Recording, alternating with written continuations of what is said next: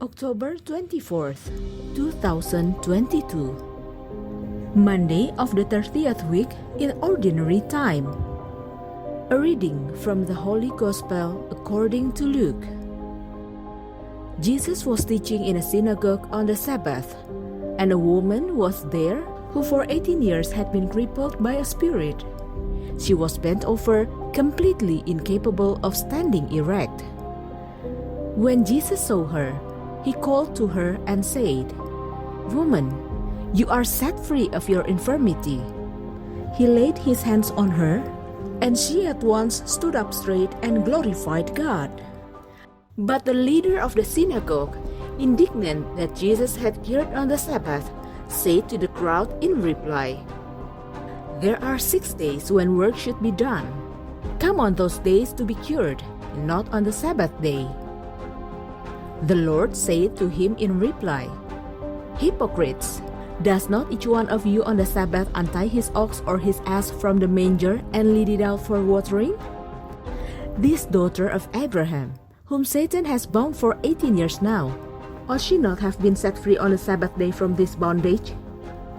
When he said this, all his adversaries were humiliated, and the whole crowd rejoiced at all the splendid deeds done by him. The Gospel of the Lord. In this reading, we see that it was Jesus who initially took the initiative to heal the woman, even though that day is the Sabbath, where he was forbidden to heal anyone. From this situation, Jesus showed us that as his disciple, we should not procrastinate to help others in need. Love knows no boundaries, social status, race, or religion.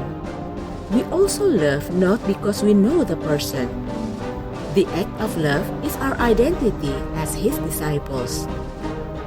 By loving each other, we will live side by side in peace and harmony. We can always love others even though we live in the limitations, problems, or difficulties. If we have a good intention to love and help others, God will surely enable us to do it. May the Lord bless us all. Let us pray. Lord, please give me the ability to be the tools of your love.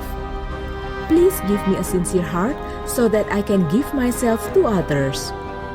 Let my faith in you be strengthened through this act of love. And may the majesty of your love supply all that we need. Jesus, I trust in you.